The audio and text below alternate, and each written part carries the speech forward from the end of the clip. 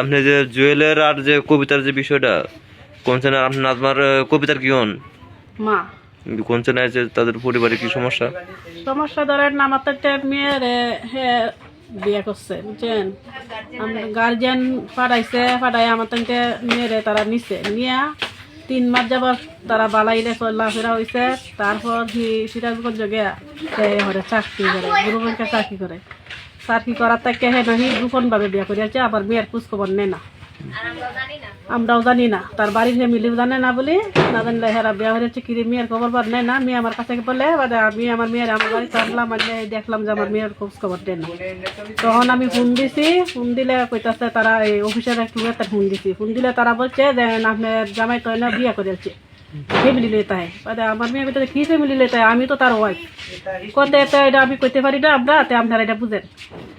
বাদে সেই অফিসিয়াল লোকের সাথে ফোন দিয়ে যখন এটা পাইলাম আমরা, বাদে অফিসিয়াল লোক তারা ধরলে কইছে যে তখন আমি তো এই মেয়েরে বলছি যে চাচা যা সেই অফিসিয়াল লোকে কইছে আপনারা আসেন, আপনার যে কে লাগেন আমরা তো এটা কইতে পারবো, আপনারা এইনাতে আসেন। বাদে আমার মেয়ে বলছে তাহলে আমি কাবির নামে নিয়ে আসতেছি। আর করছে যে প্রথম বউ দেওয়াতে আমার মেয়েরে নিছে, আমার মেয়েরে নিয়ে মানে তো আবার এখন অবস্থা বিয়ে করেছে।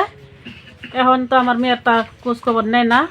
তখন আমার এই 2 দিন হরে মারপিট করে, হ্যাঁ টাকা চা, যৌতুক চা, মানে সম্বন্ধে নিয়ে আমি আমার মেয়ের আমার কাছে আনছি। আনার পরে তো অনেক গাঁওয়ালা লইয়া বইছে, গাঁওয়ালা মানছে না, না মানে হুট করে বউ লইয়া আসছে।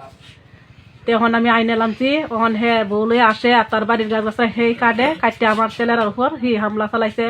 হামলা চালাই দেয়, আবার আমরার উপর গিয়া মামলা করছে, কালকে লুকায় গেছে। তখন আমি এটা বিচার চাই, গুপ্তভাবে